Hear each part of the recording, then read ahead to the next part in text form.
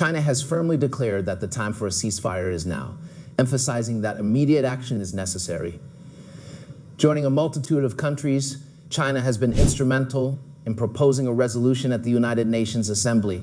However, this resolution faced a veto from the United States, which appears to be in favor of continuing the conflict, supporting Israel's dominance over the Gaza Strip through the provision of ammunition. In light of the severe impact on Israel, China has made a strong call for immediate cessation of hostilities. Known for its significant global influence, China possesses the capacity to impose economic sanctions on Israel, a move that could have profound consequences. Stay tuned to learn more about China's strategies to halt the ongoing conflict in Gaza. Welcome back of another interesting chapter of our channel. Inventive Insights makes you discover the unfolding narrative of China's inventive ventures and expanding impact across various global regions. If you're exploring our channel for the first time and have an interest in the dynamic progression of China's evolution, and increasing cloud art content will surely captivate you. Please subscribe, like, and comment. In this video, we delve into the reasons why countries are increasingly backing China's vision of a multipolar world, and we'll discuss the benefits of such a world structure. Stay with us until the end of the video to find out whether the United States has the ability to halt this emerging global trend. Let's get to it. I'm Bian from Nation, China's ambassador to the United Nations, in a move that reverberated across the international community. Openly declared enough is enough.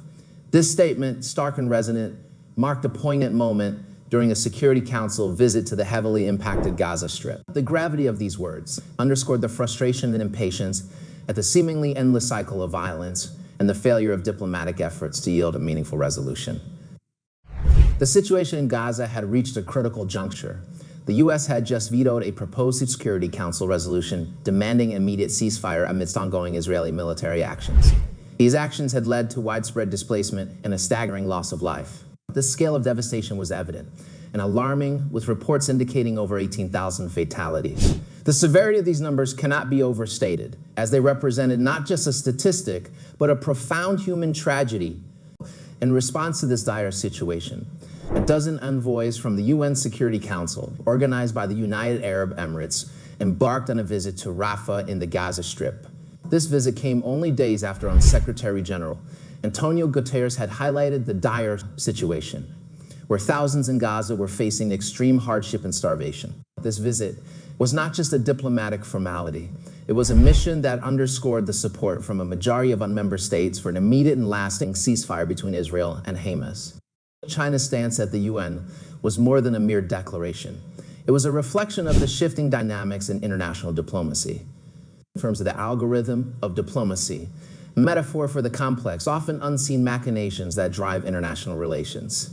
This statement represented a significant input, a variable that could alter the outcome of the ongoing equation of conflict resolution. The devastation in Gaza had a profound effect, not only on the ground, but also in the halls of power, where decisions about war and peace are often made.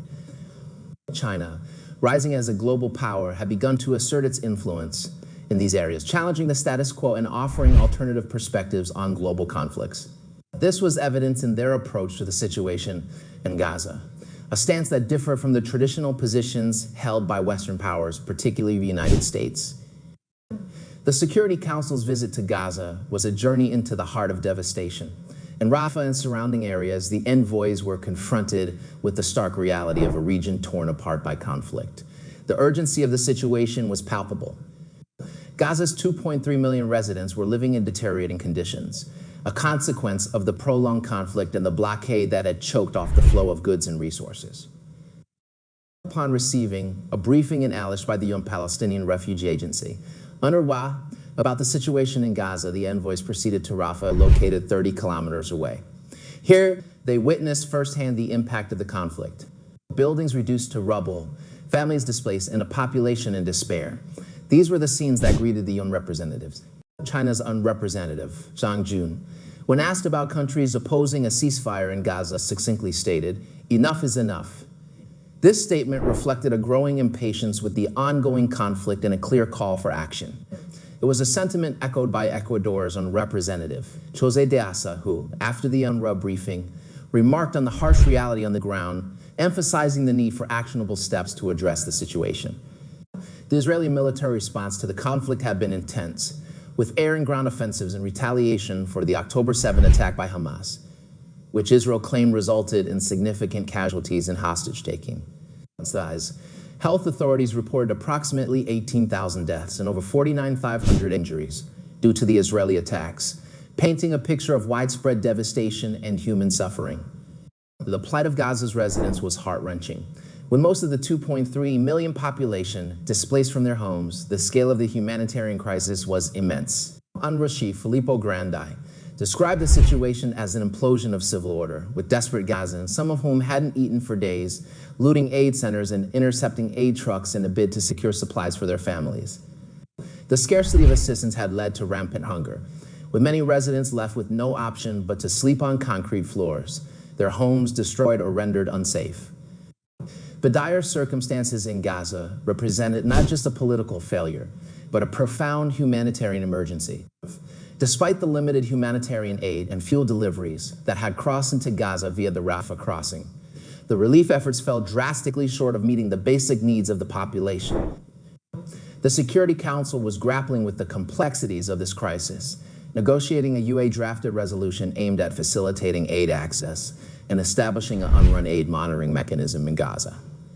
Secretary General Guterres, in his warnings to the Security Council, highlighted the global threat to peace and security posed by the conflict.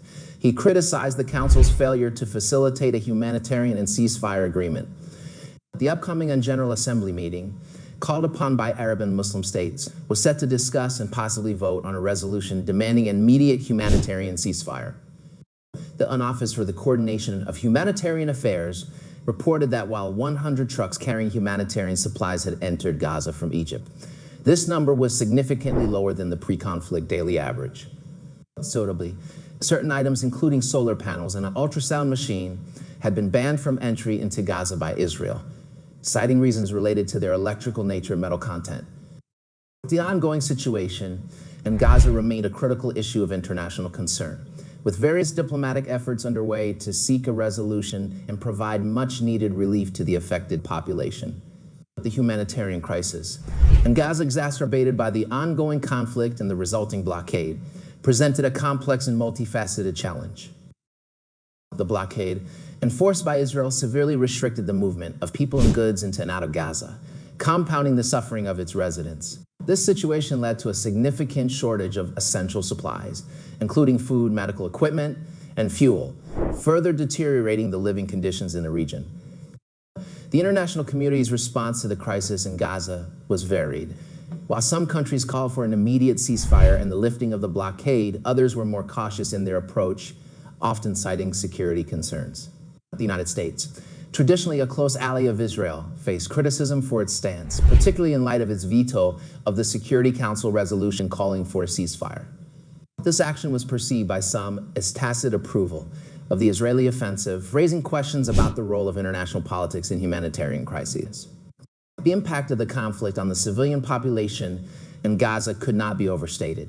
The high number of casualties, including a significant proportion of women and children, raised serious concerns about the proportionality and necessity of the Israeli military actions. International humanitarian law dictates that all parties in a conflict must distinguish between combatants and civilians and take all feasible precautions to avoid or minimize civilian casualties. The reports from Gaza suggested a distressing level of destruction and loss of life, raising questions about compliance with these legal norms.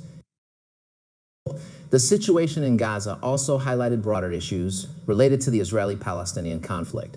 The blockade of Gaza, in place since 2007, was often cited as a major obstacle to peace and a significant contributor to the humanitarian crisis in the region. This blockade restricted not only the flow of goods, but also the movement of people, severely impacting the economy and the quality of life of Gaza's residents. The international community, including the United Nations, had repeatedly called for the lifting of the blockade, arguing that it constituted a form of collective punishment against the civilian population, which is prohibited under international law. The role of Hamas in Gaza added another layer of complexity to the situation. As a de facto governing authority in the region, Hamas was responsible for the welfare of Gaza's residents. However, its designation as a terrorist organization by several countries including the United States and the European Union, complicated efforts to provide aid and negotiate a ceasefire. The presence of armed groups in densely populated civilian areas also raised concerns about the use of human shields and the difficulty of distinguishing between military and civilian targets in such environments. The international response to the crisis in Gaza was further complicated by the political dynamics in the Middle East. The region's history is marked by long-standing conflicts and rivalries, which often influence the positions of different countries on issues such as the Israeli-Palestinian conflict. Additionally, the involvement of external powers, including the United States, Russia, and China, added another dimension to the diplomatic efforts to resolve the crisis. These powers often had their own strategic interests in the region, which could impact their approach to the conflict and their willingness to support certain resolutions or actions.